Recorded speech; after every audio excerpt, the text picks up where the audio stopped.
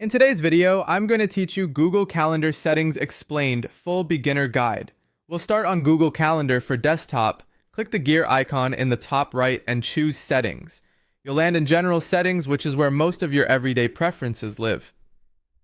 First, open Language and Region. Pick your preferred language and country, set your date and time formats, and choose the day your week starts. If your calendar looks off or holidays aren't matching your location, this is usually the fix. Next, select time zone. Make sure your primary time zone reflects where you work most often.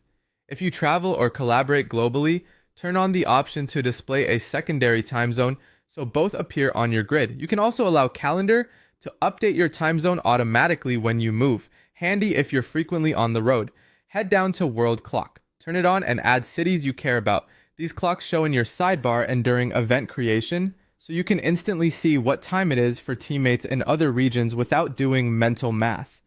Open Event Settings to set the default duration for new events, and consider enabling shorter events to give yourself buffer time between meetings. Review default guest permissions so invitees can only do what you intend, like whether they can see the guest list, invite others, or modify the event. Go to Notification Settings and choose how you want to be alerted. You can switch between browser notifications and alerts, set default reminders for all new events, and adjust separate timings for all day events. If you're missing meetings, add a second reminder or move it earlier. Under View Options, customize how your calendar looks. Show or hide weekends, display week numbers if you work in sprints, and choose whether to show declined events or dim past events. These tweaks make busy schedules far easier to scan. Open Google Workspace Smart Features to control personalized suggestions like extracting event details from emails or surfacing smart prompts when you create events. If privacy is a priority, you can limit how much data is used for these features. In keyboard shortcuts, enable them, and remember, you can press the question mark key to see the cheat sheet at any time. Shortcuts like C to create and D for day view quickly add up to real time saved. Go to offline to allow Calendar to store your recent calendars locally so you can view them without internet access.